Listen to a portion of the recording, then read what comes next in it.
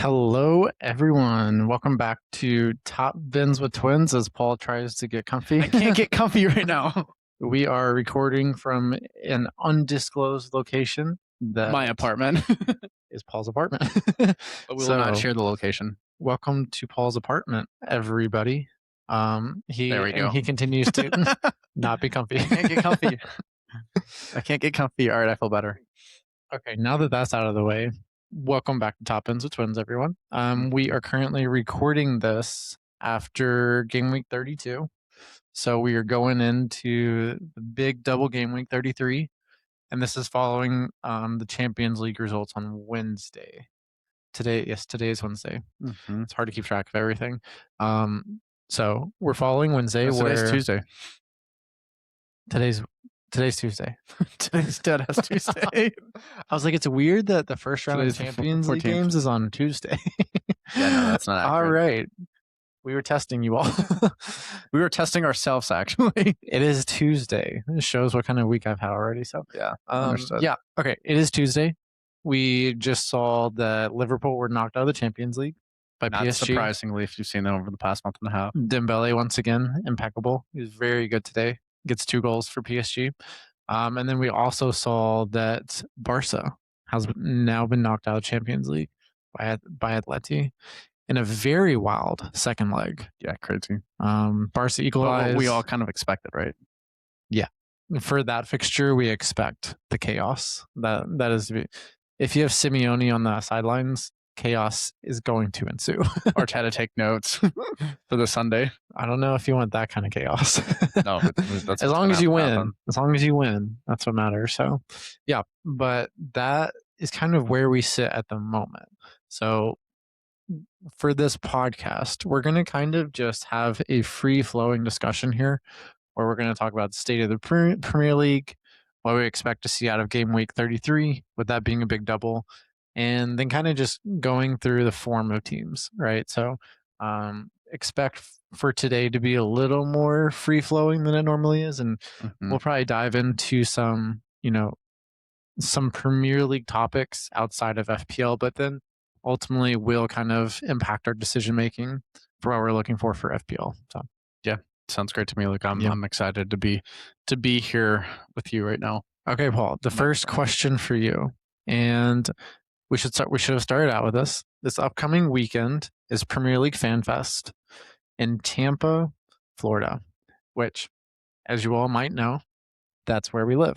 we're literally probably like 15 area. minutes away without traffic right now. Yes. From where FanFest is going to go down. The reason I mentioned that is that we will be at FanFest. So if you happen to recognize your favorite podcasters while you're there, come and say hi. We'd love to talk to you and get to know you guys a little bit better. So with that out of the way, I want to talk to you about one of the fixtures that's coming up for this weekend, Paul. And you might know where I'm going. I think I know exactly where you're going. We have Man City playing Arsenal. What do you think is going to happen this weekend? So I think we should go back about 6 years. We're going to go in a little time machine to whenever. Should we not go back to the beginning when Arteta was born? No, let's just go. We're going to go back to the beginning of time here. Okay. We're going to do a zoom in. Just kidding. We're not going to start all the way back there, but I think personally, and you can disagree with me. Let me know. Anybody listening to the podcast, if you disagree with me here, just let me know. I think that this is the defining week of the Arteta project, right? So potentially, but I disagree. Okay, keep going. I'll push back in a second. Yeah, let me click quick. I think that there's a chance if Arsenal go out of the Champions League tomorrow on Wednesday against Porto, and then also if they lose against City and they completely now do not have the ability to keep the Premier League under their own control and it's all up to what City does. Mm-hmm. I think if Arsenal exit this season without anything from the season, I think it's the end of the project. But I also think that there's a strong chance that if Arsenal have 2 wins out of this week, then maybe we're seeing the birth of a dynasty. Who knows? Yeah, it feels like it could go one of 2 ways. But right maybe here's the thing. I don't know how many of our listeners are NBA fans or have any knowledge or expertise on NBA history, well, more recent history, not we're not going too far back with this, but whenever the Warriors were managed by Mark Jackson, everyone thought he was the best manager for them, that he was going to lead them to a title. They brought in Steve Kerr, and then they proceed to win 4 titles with him as Yeah. their manager. So maybe this is just the first iteration. Even if Arteta leaves, that doesn't mean that the viability of winning a title, multiple titles is gone because they have built a really good squad, right? Oh I no, think it's it's very reliable. You do kind of need to manage in a specific way with the team that they have, but Arteta does seem to have a tendency to run players into the ground. We've seen it with Saka in yeah. the past, and now look at Timber. Timber is not even able to play. Odegaard's had injury issues over the past couple years. Also, Zubimendi looks like a shell of himself, Yeah, for sure. right? Yeah. And you have Christian Norgard there, who you brought in to play some minutes, and he has not played any minutes. Mhm. That worries me, right? Arteta needs to be bringing in players, and we know that he is playing an active decision, and the players are transferring in or out, right? He has his hand in that. So if you're bringing those players in, you should be using them, right? Hypothetically, That's yes, the right? point of having them. So okay, but to backtrack a little bit, you said you think this upcoming week is the most important week for Arsenal. Mhm. I think the most important week was last week. See, that I don't think so. I said this going into it. I said it before the international break, where I was like, here's the thing. They've got to come back, build the momentum. They did. They came back and they beat Sporting away. 1-0. There was a late goal, but that's a really important 1-0 to take back home for the second Mhm. leg. Yeah. But it wasn't all that convincing, right? You don't see that wave of momentum you were hoping It was for. 3 points on the road to a very good team that doesn't lose at I home. agree. I But agree. I agree it wasn't a dominant performance. It was a gritty performance where they got 3 points. They did. But the most important thing out of all this, we were talking about this weekend after watching Arsenal play. And when you watch them play Bournemouth, to me, the dropping of the 3 points was less worrisome than the performance itself. And I know there are Yeah. title implications tied to that, to those exact, the 3 points being dropped. But really, it was how uncreative and almost uninspired it felt. That's where I really got concerned, where I'm like, Man City sends blood. Like there is a visible amount of blood in the water.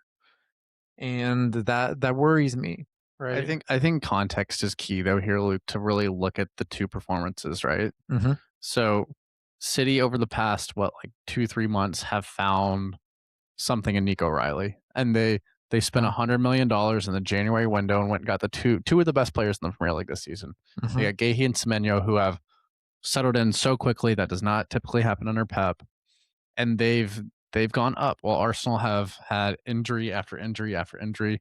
They didn't spend any money in January. There was nothing to that extent, because I'm sure that Arteta, and also, oh fuck, I can't remember his name.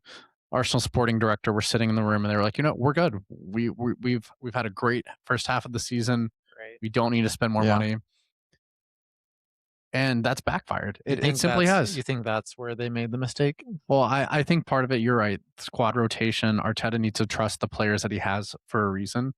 Like look at Ben White. He's a shell of himself compared to what he was 2 years ago because he was ran into the dirt and didn't have a suitable replacement 2 years ago, and then he ended Right. up with a big injury last season. Like Yeah.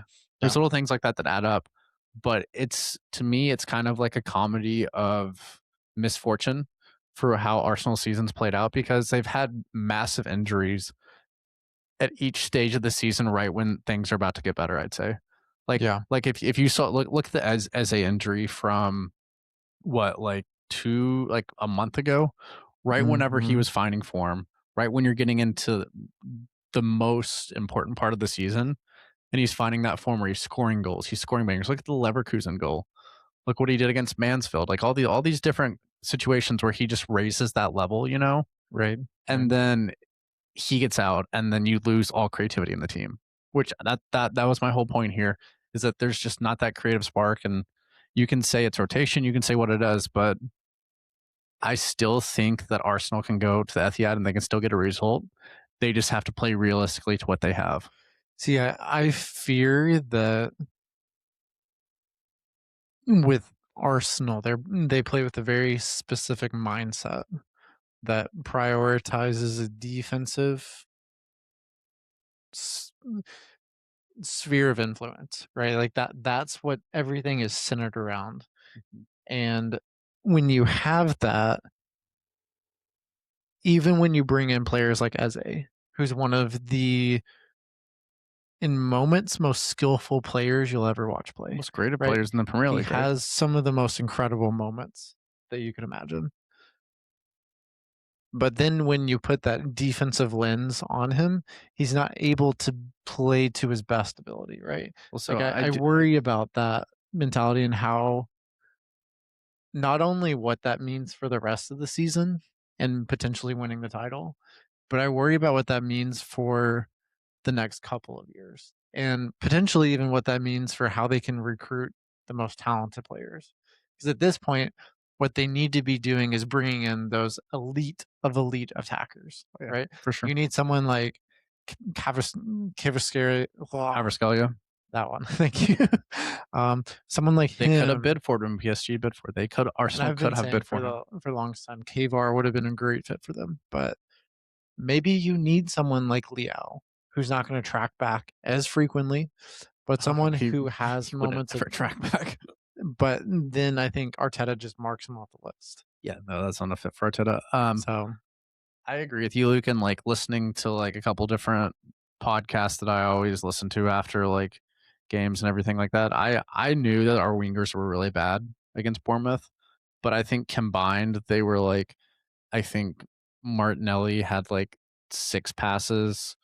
And what was it? Madwake was like 1 of 5, and then like 0 take ons. There's just no creativity out there. Like yeah, if Arteta listens to our podcast, which he may, who knows, don't yeah. start Gyökeres, Martinelli, and Madueke at the Etihad. Don't do it, please. I don't care if it's put in Dowman, put Madueke on the left, maybe Havertz up top instead of Gyökeres, but you have to change something. My other thought here with this, and this we'll probably cut off the Arsenal Yeah, discussion for I this. could go on all day. Yeah, I think that we're gonna know how the match is gonna go as soon as we see the starting 11s, because I think whenever Arsenal were playing Bournemouth, I saw the starting 11 for Arsenal, and I instantly said I think they're gonna lose this. When you Yeah, look at the players that they had starting, it just for one, you haven't seen a lot of those combinations until this point in the season, right? yeah, you're And exactly right. football is so reliant upon the chemistry between Patterns. players, understand the patterns of play. It means so much, that connection that players have. And obviously they train together. Right? Like they know each other pretty well at this point. They should, but you cannot replicate the pressure cooker that is a Premier League level, the Yeah, speed that you play at. It's yeah. different than training, right? I So, mean, Arsenal don't have people in the locker room that have done this.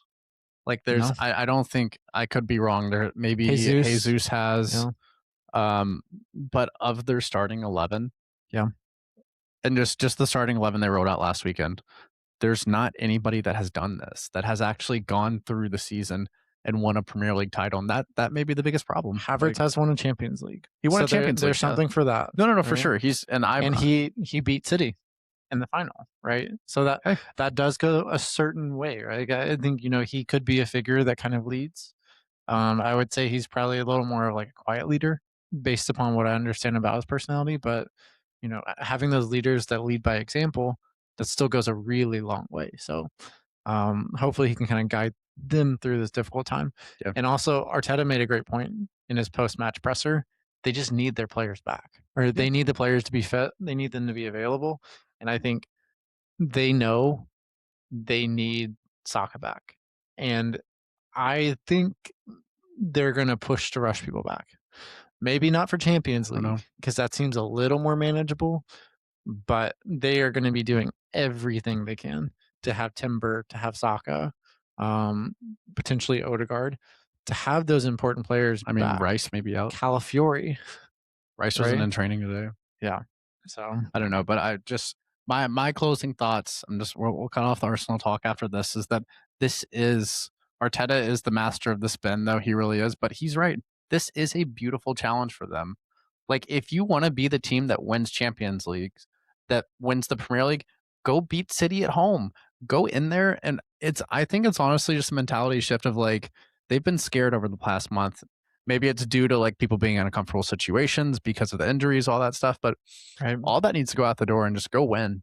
Yeah. Go win. Do it. No, you Do have it for to. your fans. Like we're fucking tired. like go win. Just get 3 points there and shut it all down. Shut them up. Yeah. I think it's a good point. We'll see if it happens though, right? Like that's the big thing. We'll see what kind of performance. And like I said, I think that starting 11 is going to tell us exactly how it's going to go. So We'll see. We'll see. Yeah. But okay, so I think an important note here, right, that we need to keep in mind whenever we're talking about this Arsenal Man City fixture. When we look at City's performances, they've been better the last couple of weeks. But when we go back before the international break, they have dropped 4 points, right? They drew with West Ham and they drew with Forest, right? Yep.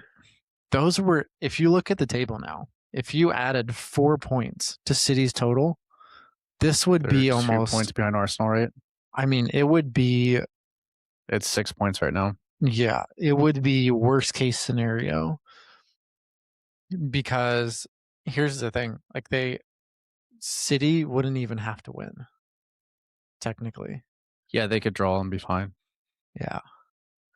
But I mean, and the funny thing too, just looking at the Premier League right now, is that there's some teams that were probably like halfway through the season where we were like, okay, let's just say hypothetically we look back at let's just say October.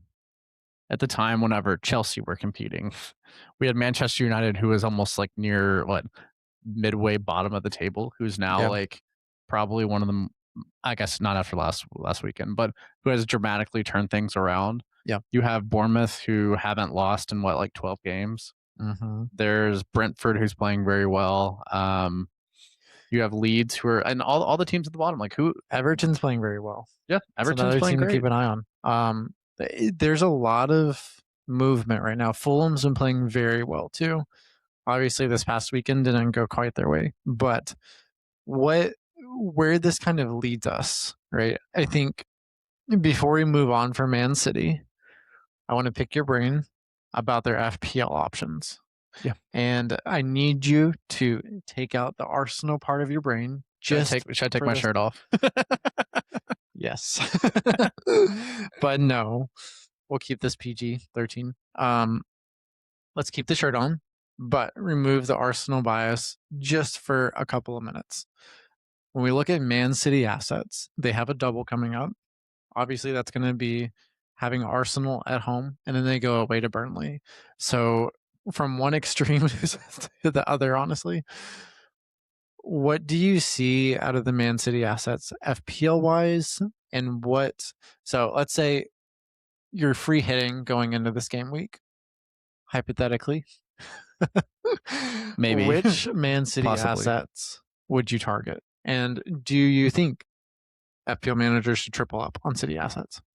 So I think a lot of this rides on Nico O'Reilly's health. So if you weren't watching last weekend, he was pictured in training. He went down last week, probably around the 63rd minute, which as somebody that owns him after him scoring a goal and having the clean sheet, that is shit you love to see from only that perspective. Bless up. like that is wonderful to see. But so O'Reilly to me is a non-negotiable. If you think there's a chance of him playing and he's in a double game week, look at the amount of goals he scored over the past probably 4 months, and the positions that he's occupying for City probably makes him, I would say, one of the more enticing defending options in FPL right now. Yeah. Yep. No, I And then completely agree. you If have we to throw in Semenyo too, and then also Holland. I would probably trip just on those three. Just if you look at their body of work over the FPL season, I would say those three. Cherky is a shout right now. He's playing very well too.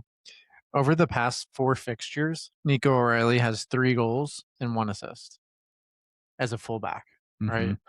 That He doesn't that's really pretty play as a incredible. fullback though, you know. No, he does a lot of different things, but Yeah. he's an incredible asset to have. So if he is playing, we want to make sure we have him in our teams. Hmm. I do think seeing him in training, we will caveat it was light training. It looked like Man City were just having a kind of like stretching session, maybe some yoga that they're doing on the training pitch. So we're still not sure what that means, but we will not get a midweek update as Man City's out of the Champions League. So we don't have a presser for Pep up until the pre-match, pre-game week 33 presser. Hmm. So we'll just have to see what he says. And I would expect we won't get anything out of him about Nico O'Reilly. I would assume not So either. so it's kind of going to come down to your gut or whether there are leaks. Given the matches on Sunday, I don't expect for a leak for Man So, City Arsenal. like, what do you do if you have Nico Riley in your team right now? I have him. And I'm going to hold until the presser with the hope that maybe we get something. But I will be preparing Hmm. for that situation where we don't know anything, right? Yeah. And kind of formulating my thought process where it would go. So I'm in a different situation than a lot of people because I wildcard in game week 32. The whole purpose of that wildcard in 32 is maximize 33 Yep. with the bench boost. But I don't have my free hit. So that puts me in a precarious situation It does put you in a precarious where situation. I need to have players that are not playing in the double game week so that I can balance my team back out. So the whole point of me wildcarding was then I can potentially roll another transfer going into game week 34. And then potentially with the -4, -8, I could get 8 or 9 players out, which I'm okay with. That's fine. You get I'll take that. the right 8 or 9 players, and you're good, right? Right. Exactly. But Nico O'Reilly really throws a wrench in those plans. Because if I'm having to use a transfer, It really then do hurts. I do I go to a single game week player and replace him and lose one doubler? Or do I go for another doubler, but then I'm burning that transfer? And potentially I have 3 City because I want them for their potential doubles in 36 as well, Hmm. which are really good fixtures. So I'm not sure what I do, I but think I think you hold. I think I will hold It with just makes the the most decision. You're playing the odds of him playing. If he plays in even just the Burnley game, that's yeah, worth it to leave him in your team. potentially. But I also, after watching the fixture on Monday, I really like bringing in another Leeds defender. I currently have their goalkeeper, Darlow, but Hmm. Leeds looked very good against Manchester United. Um, and their fullbacks looked very attacking as well. Do you remember starting the season when you were like Pascal strikes on pens? Do you remember He that? took pins in the championship, man. You can't blame me. Do you, I Of hope course I remember that. some of Yeah. our listeners remember Luke being like strikes a great option. And if I brought in a Leeds defender, that's who I'd bring in. And you would already have him for the double game week, man. You were so set up. Yeah, I know. My decision making's just been so off this year. You were just early. You weren't I wrong. gotta trust my gut. That honestly, that sentence defines Luke as an FPL manager. That he was early. Actually, so he's either early or late. He's not wrong though. Well, in FPL, I was wrong because I didn't get the points. So, Yeah. which is a bummer. But okay, so as far as what I'm gonna do, it'll be kind of a deadline decision, right? Yeah. I Keep an eye have out for not. leaks, maybe. Yeah, I doubt yeah, with City playing the last game on Sunday though that anything will come out. yeah. I doubt that too. But, Like the um, super early leaks. but the hyper extreme option I could go down. I could potentially take O'Reilly out and maybe bring in Pascal Stroik, potentially. And then I could bring Cherokee in for a midfielder. That way I could have my City triple up back on. And Cherokee looks like one of City's most creative and best players at the moment. The thing about that though, I do worry about using 2 transfers because then I'm kind of really screwed going into the blank. Yeah. Yeah. So I think it depends on your mentality, which I think your mentality right now is that you want to be differential. You want to make up as much ground as you can in your overall rank, our mini league, all that stuff. yeah, So I think sometimes taking a negative points hit to get to that point could be worth it, but you're also just digging it a hole deeper too. That way, yep, chasing the if it upside, doesn't play out. chasing the upside purely. So, yeah, I will let you all know on social media what I decide to do. Maybe we'll put out a couple tweets or blue sky messages to see what you all think. Yeah. And kind of crowdsource that there. So, yes, but that brings us into kind of the initial phase we want to talk here about was Man City and Arsenal. That's what's on everyone's minds. Go Gunners. Go Gunners. The part of Arsenal is back in Paul. So he is now once again whole. For everybody listening on Spotify, I just put my shirt back on. So time for your stand-up routine. Okay. What? So I also hate my strikers in my team. Yeah, we should discuss that. We both got screwed over by DCL. Yeah, it was pretty unfortunate. I ended up going on my wild card, a front three of Holland, DCL, and then I also brought in Danny Welbeck. Across those three strikers, I think they accrued an XG of about 3.2 or so. So you would expect, on average, that's going to be about 3 goals. 0 goals across all three of them.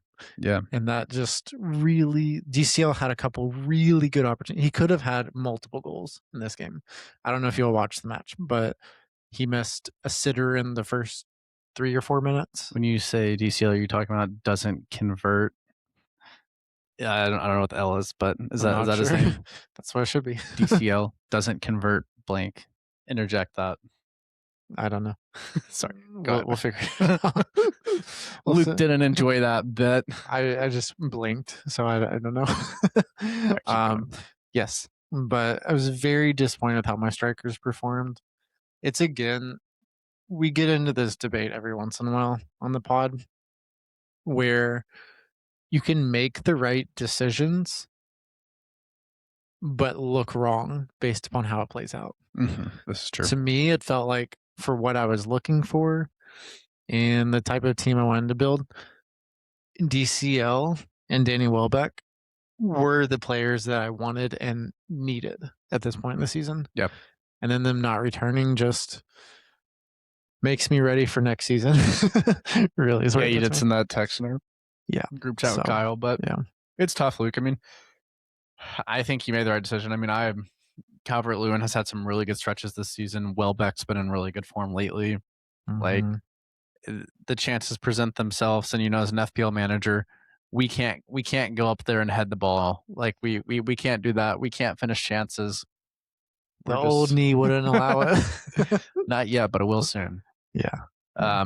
But it's just difficult. That's part of the game, though. Where you can control all of your controllables as an FPL manager, and you can just have a bad week, or you can just have supposedly a great week, and then it just doesn't work out. Yeah. Unfortunately, that's the fickle nature of what we do. Yeah. You have to really focus on the decision-making process. And then kind of go from there. So. I do think that is a good little pivot point, Luke, into just kind of talking about Brighton a little bit. Yeah. I mean, this is a team right now that's won their last 4 or 5. They've literally won, let's see, 2, 5. They've won 5 of 6 right now. Yeah. They're only lost to Arsenal, which was a really close match, actually, at the Emirates. Yeah. Where Brighton had a lot of moments where it easily could have gone either way. This is a team that's in form. If we look at, I mean, I don't know if we had Max Weaver as one of the FPL standouts this weekend with 2 goals and a clean sheet, but hey, works for him. I mean, Danny Welbeck is in really good form though right now, based on how they're playing. I think Mente also looked really good this past weekend. He's somebody that with Brighton's wingers, I mean, I brought Matoma in my wild card. Kind of thought about Mente a little bit. just decided to go Matoma for upside, and it seems like Mente was the right pick, but we'll see with the double. Who knows? Yeah, we'll see. It's one of those where maybe Matoma does start both in the double. We just I'm not exact. It's really hard to predict Brighton's starting 11. I feel like it fluctuates weekly, and that's what kind of makes it hard because Vifer was great, right? He had a great game week, converted his chances. His XG was pretty low though. I think it was around point 0.2. So he was very clinical. Yeah. Um, but is he an FPL option? Who knows? I don't know. In my mind, not really. The players that we really focused on, I think, building up to game week 32, you had Danny Welbeck, obviously probably the most popular pick. Jean Paul Van Heck, the defender with Brighton, who I think he's 4.4. 4.5, 4.6, right? Yeah, somewhere in that ballpark. He's cheap. Very good with DEFCON. And Can score a unfortunately, goal he every didn't. once in a while. Yeah, exactly. Fortunately, didn't hit DEFCON this week, but He's it's going funny. to twice this week. Yeah, I hope so. I Me would take too. it. Me too. But then also Verbergen was pretty popular, right? He was someone that a lot of people brought in 2 for their bonus points goalkeeper. last week. He had a really good game week, Save points. save points. Love to see But it. then there was this midfield argument, right, with Brighton. Is it Pascal Gross? Is it Henselwood? Or is it Matoma? And Mente was not someone who really wasn't mentioned that often. And it turns out Vifer was the best midfield pick out of all the ones With out there. Gross is a close second though too. Got an Getting an assist. assist. Yeah. But here's the thing. Henselwood is playing as the 10 in that team. He could still have a huge game week going into the double. I don't buy it. He's played really well as the 10. I He's creating understand. chances. He's had chances. So it's one of those where, okay, if he's in the positions, then at some point it'll probably work out. I mean, we know who Brighton play first in the double game week, so Yeah. a very attacking side with a new manager. I'm not going to say their name. Soon to be sent to the Shadow Realm. Yeah, it's been a tough season for Spurs. We'll see what Who? happens. I think there's a possibility where they stay up. And I think De Zerbi managing Tottenham in the Premier League next season would be fun, right? Like the brand of football they would play would be exciting. It would be pretty fast paced. But Luke, hear me out. De Zerbi going to the championship is even more fun. Like De Zerbi being in the championship was not on my bingo card. Like, let me tell you, me neither. which I highly neither. doubt. Like, I mean, who knows what the contract situation is? If they go down, I highly doubt he coaches the championship. But that would be the absolute craziest thing that maybe happens this year. Well, it's a good thing he doesn't have a track record of falling out with management. Oh no, he would never. He would never. It's not like he quit the job at Marseille right after they lost in the Champions League. No, Here's my never. prediction. What if we get to the point where he's intentionally picking starting 11s to lose so he can be fired in the championship? Yeah. I hope Coaches not. have done it before. I hope not. Managers, but sorry. You never know. You never know. I don't know. I do think though that we'll have to see how that plays out. I mean, if let's just talk about that real quick, Luke. I know we want to talk more about form and all that stuff, but like the bottom of the table is honestly almost as interesting as the top of the table is right now. Yeah. If we're looking at it, Tottenham are currently 2 points behind? Let's see. They're 2 points behind West Ham. West Ham are on 32. Tottenham are on 30. Forest are on 33. Leeds are on 36. Newcastle's on 42. You would say that Leeds going to United, getting a win at Old Trafford, massive for their season. It puts them in a really good position. It's a huge 3 points. Puts them in a great position. I mean, you kind of Leeds were for a stretch in the season. They were really good, and I felt like they differentiated themselves and were just, kind of in that group with Crystal Palace and Fulham, Bournemouth, Sunderland, that area. It felt like they weren't even in the relegation battle anymore. But it's that line just slowly started creeping up on them. And the other thing too is that Leeds have great fixtures coming up, right? So the rest of the season, they have Wolves, Bournemouth away, which is a tough one. Then they have Chelsea in the FA Cup, semis, which will be a huge match for them, Oh yeah, right? Because if they can make a final, that's huge, right? Like yeah. that's the highlight Just of the their season. mentality boost too, as well. You Yeah, know. and Chelsea have been so awful. They've just been utter shit lately that I could see Leeds going in there and, setting up pretty defensive solid, and Chelsea don't know what to do, right? Or we get Cole Palmer scoring 4 goals, unlike he does in the Premier League. You So, know, like this is we're just kind of bouncing everywhere right now. But you said Chelsea, so I want to run with this real quick. I actually work with a guy that's a Chelsea fan, and we've talked about this quite a bit. Where I think he feels just really put out as a Chelsea fan right now because it feels like the club itself, with how they're being run as an organization, it just feels like that's creeping down into the squad and the turnover and all the situations they have going on yep, right now. It feels like they need a reset to their current reset right now. I agree, And right? it's just sad because I mean, like we said earlier, in October there was conversations about this Chelsea team is going to push Arsenal, maybe just Arsenal for the title. Like we were Yeah, City were in yeah, horrible form. Nobody thought they were going to be around for anything, and then it was like Chelsea and Arsenal maybe. And now you see the point where it's like, if at a certain point you have to empower managers to run a locker room and to actually be a voice and to like have management of the players, because yeah, look at all the yeah, red cards, look at all the stupid mhm, things that have happened to Chelsea this season. yeah. It's out of control. I agree, and there's another perspective to look at this from too. When when you look at football clubs, they are inherently tied to the surrounding communities around them. And that's why football has such a unique angle and such a passion, because these clubs represent the people of their surrounding community, and they have such unique bonds to them. But Mhm. then when you have these ownership groups or individuals coming in that don't understand that connection, they see this club is the business entity that I want to run.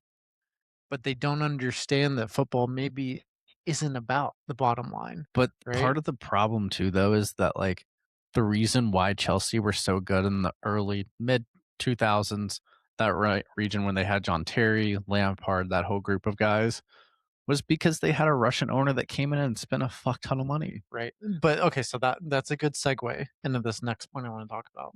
Okay. So Kieran Maguire, he's a reporter, um, journalist. He put out a tweet, and I'm going to read this verbatim so that Yeah. we can get it to the audience so they can understand. But so Chelsea's parent company, Blue Co 22, which they own Chelsea and Strasbourg, right? They own both clubs. That's why we talk about the parent club situation. Mm-hmm. So they strip out all the transactions between both companies. So they're filing as them being joint companies. This joint company lost 630 million pounds in 2024-2025 season alone. Yeah. 630 million pounds, which takes them to a total loss going back to 2022 to 1.6 billion pounds of loss since they took over the company in 2022. Yep. That means that they're losing 10.4 million pounds per week. How does that even happen if you're supposed to be someone who's savvy and understands how business practices work? That simply just does that should not exist, And without especially success. without success, but also when you frame it from the perspective of we're investing in these young players, signing them to extremely long contracts because we're investing in our future. They're going to be an asset that we own, and then we can potentially make money off of them as they get better and are they more talented. Well, I'm sorry, but this is not an investment type, right? What I'm trying to say here, when you look at players, they're not an intangible asset. The way you have to treat them, they need an environment that they can learn, they can grow, and they feel like they have the support of the upper management, but then also the fans of that club. They need to feel supported on both sides. Yes. And I guarantee you these players don't feel any support from their upper management, right? You are a commodity, you're an asset, and that's all they care about. Look at their bomb squad. Look There's literally look at the nothing. amount of players that they just sent off to training that don't have anything to their squad. And it really is sad when you think about it because I mean, that is a club that is like one of the bigger clubs in the Premier League, probably. It is. And it's go ahead. Sorry, I'm not Where it continues to shock me though is that these young players see what's happening and then they decide that yes, I want to go to Chelsea. I want to be one of those players that is going to go in, but I'm going to change how this happens. I'm not going to be the one that ends up being on the third team in the third training pitch that who never even gets to sit on the bench. Yeah. When you could potentially be starting for Brentford. You could be going and playing in France and be one of the top goal scorers there. Well, this is also the story though of how Chelsea just run like they look at the situations with Salah, De Bruyne, like all these different players that they've had in their past and it just hasn't worked out.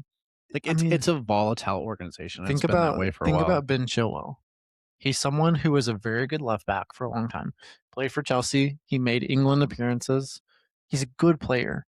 And then they just cast him aside to their parent club, their, I guess, like sister club in Strasbourg. Yep. And now he's playing in France, right? Because Probably loving life there a lot more than he was in Chelsea. ideally, yeah. But it's just one of those things where at some point, these players are going to realize I don't want to go somewhere where I'm just a commodity. And I know that maybe the wages have a big part of it. You know, that can be very appealing to someone that, you know, you don't have that money and it's offered. It's hard to resist that. But you have to think of it as an investment in yourself. Yeah. And everything needs to be done on your own terms. So making that jump to the club when it seems like, oh, well, maybe I'm not ready, but I should do this. Just bet on yourself. Go play somewhere where you're going to get the minutes. You can develop as a player, and then you don't end up in this situation. So, It's I think it's so hard. Like this is something too that I this is absolutely crazy of me to say this, but this is something that Greg Berhalter always talked about. my Wait, God, wait, hear me out. I think it's actually a relevant point that whenever he was looking at US players and them moving to other leagues, and I think this is kind of in comment to Pepe a little bit, whenever he moved to Augsburg and just it didn't work out. He wasn't ready for the level. It was kind of a waste to transfer him. I mean, he made really good money, probably the best money he's ever made in his life for his family, that kind of stuff. So not regarding that. But it's almost usually better to be the biggest fish in a small pond and then go to the next pond at that point. You know, yeah, like if you're not 100% certain that you can go to this level and you can perform, that can completely stagnate your career. yeah, I mean, look at like not to go back to an American slant, but if we look at Gio Reyna, like he makes a move where he's in Dortmund, he doesn't leave early enough, and then he goes to another German club. When in all reality, he probably should have gone to the MLS just because he needs to play. He needs minutes, as especially as a young player. You need those minutes. You need to have consistent repetition to get better. And even if you have to take a step back, it's still more positive momentum in your career if you're developing and you're getting better and you're getting minutes. Like that's really what matters. yeah, yeah. No, Not I to I completely get agree. super passionate about the US players because it just really makes me sad. But Yeah, me too as well. But, you know, it's a World Cup. Anything could happen. I don't think anything will happen, but who knows? for the U.S. wise, but we'll talk about that in a couple later episodes that we're gonna Yeah, release. yeah, yeah. Keep an But, eye out for World Cup content because we're yeah, gonna have a lot of stuff coming your all's way sometime soon. yes, we will. But let's pivot back towards an FPL discussion here, Yeah. right? So we talked about Man City, talked about Leeds, um, the other 4 teams that are doubling. We have Bournemouth, we have Brighton, which we talked about. Then we also have I'm trying to think of the other 2 teams. I'm drawing a blank. Which well, while you're thinking about that, if people do not know, you Areola is leaving Bournemouth this summer. He announced today that Yeah. he's not going to be resigning his contract, which is really big news because he's going to be a really big name on the market going forward this summer, Yes. Yeah, he really would be. and it So will change things for Bournemouth. They'll adapt. They'll be fine. They'll find another manager. Kind of a Brentford situation in my mind, but we'll see. Sorry, teams that I forgot. So Yes. Burnley has a double. That one I really did forget. So apologies for that. Wait, they do have a double. Yeah. So we've got Burnley, Leeds, Bournemouth, Man City, Brighton, and then Chelsea. So those are the 6 teams that are doubling. I think we've gone through them enough and kind of talked about the best assets to have. As a word of advice for the listeners out there, if you're not aware, we will have another double game week on the horizon. That will be Man City and Crystal Palace. They're going double. So just keep that in the back of your mind. Week 36, most likely, right? Yes, that's most likely. That has not been confirmed though. So at this point, it's kind of just an educated guess. So let me tell you, if you're thinking about triple captaining Holland, put that baby on Munoz. Hear me out. Maybe, maybe. Just throwing an idea out there. Let's see. So in 36, Crystal Palace's double would be Everton at home and Man City away. Two W's. Instead of Man City, who have Brentford at home and Crystal Palace at home. Those you talk about those fixtures like they're easy. At home is different though. Brentford at home, and I mean, if we look at the table, Brentford might still have something to play for, but as of now, they sit 6th and they're 6th, 7th in the table. They're 1 point behind Chelsea. They'll have something to play for. Potentially, they will.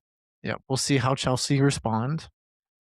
If Chelsea gets 6 points out of their double coming up this coming game week, that would change things, right? So, but this is the same Chelsea team that have lost 4 or 5. Yes, and have shown no signs of life, and make me question why I have Cole Palmer in my team. I have João Pedro too.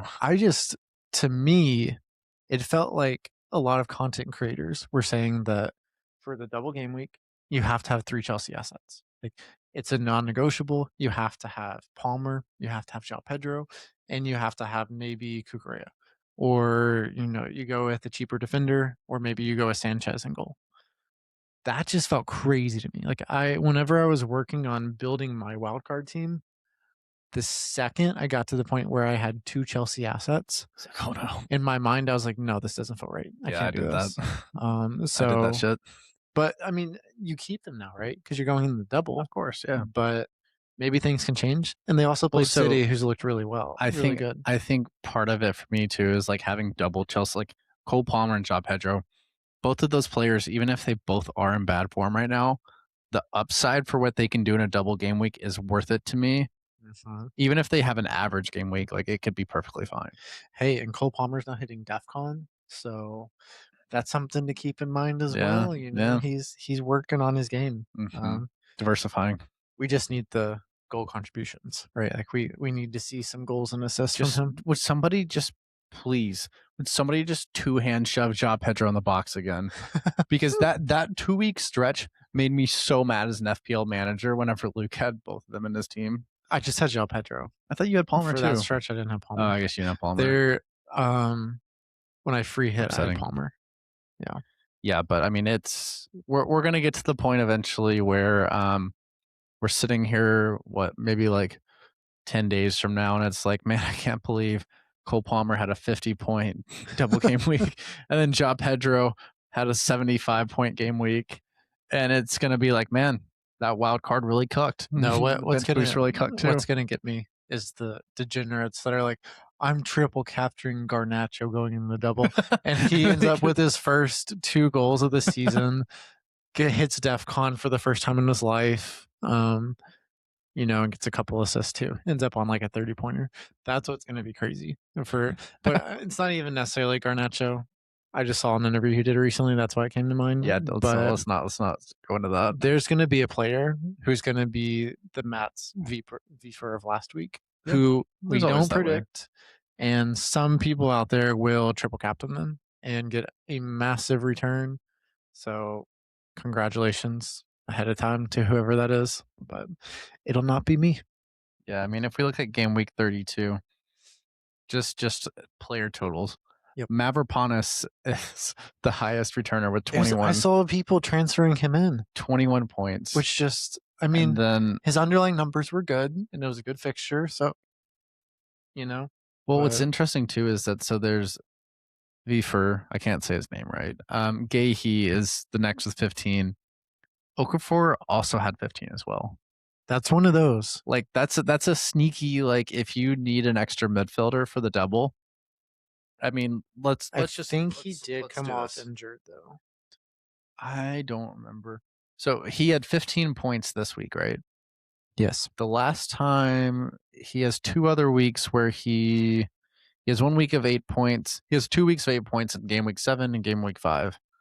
Besides that, there was 7 points in 25, and that's basically it. Yeah. Like that is more than a shout to bring him in. Like that is he is 0.5% selected. Me being the XG stat head, he had an XG of 0.16. Converted 2 chances. I mean, the goal that he, like, the little, like, it was a volley, right? yeah, it was It was a deflection, a deflection off a shot. Yeah, which he did it hit was a well. great He finish. hit well. He hit well. It was one of those where the keeper didn't really have time to set his feet and react, so he did a great job to get the shot off quickly. But it's also one of those picks where it's like, if you would have told me before the deadline you're going with him, I'd be like, good luck. Yeah. But If you're chasing upside, who knows? Maybe he'll have another week, but I think history would tell us that that's probably not the route to go. yeah. But So who okay. knows? Who knows? All right, Paul. I'll ask you now. Who do you think is the best captain option going into game week 33? See, I was thinking about this earlier today. I'm not really sure. I think that you could go a lot of different routes. I would honestly, if it were me, if I knew that O'Reilly wasn't injured, I would consider captaining him for the double. But with his injury, I would not put a captaincy on him on the chance that he just plays one game, even if it's Burnley away or Yeah. Burnley at home. I think it's Burnley away. It's Burnley away. Burnley away.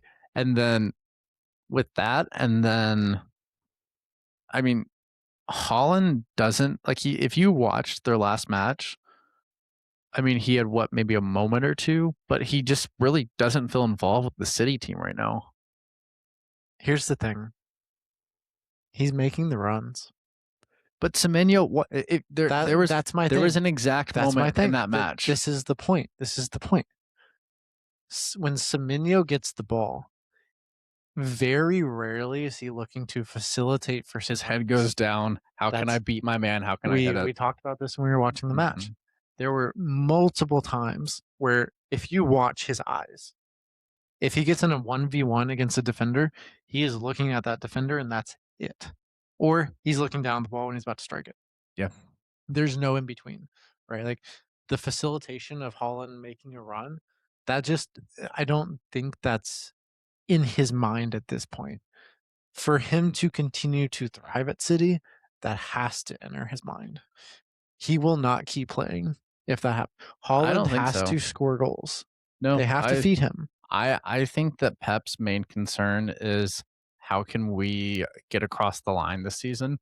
And maybe next year that's a conversation, but for the rest of the season, I think he likes that Semenyo is the kind of midfielder or winger that can pick the ball up at the end line or at the midline. Drive. Yeah. He's trusted with the ball at his feet. He's creative. He has a very high IQ. He can beat people both ways. And he's a smart footballer. Like, he knows what he's doing, but he's not the kind of player, you're exactly right, where he gets the ball and he's looking for Holland. That's to me more like the Turkey realm, where we saw, I think probably maybe 4 or 5 months ago, whenever Turkey and Holland were kind of developing a little bit of a relationship and there were some assists flowing from Turkey to Holland. Mm-hmm. That's kind of dropped off just because the goals have gone elsewhere. Like, O'Reilly's kind of occupying the spaces that Holland does. Yep. Which as we well know, those spaces that O'Reilly's occupying, that is without a doubt due to Holland's gravity. Like, he's pulling 1, 2, maybe even 3 center backs at times. For sure. He's just drifting and open. Look at the goal against Arsenal. That run where Nico O'Reilly is able to drift in, that space is due to Holland, right? So he is playing a very important role in the team. It's just he's not scoring goals at this point in time. But what this does mean, I think that I would be a bit concerned with triple captaining Holland at this point in time. I don't know if I would advise triple captaining him. I think giving him the captaincy is the safe pick.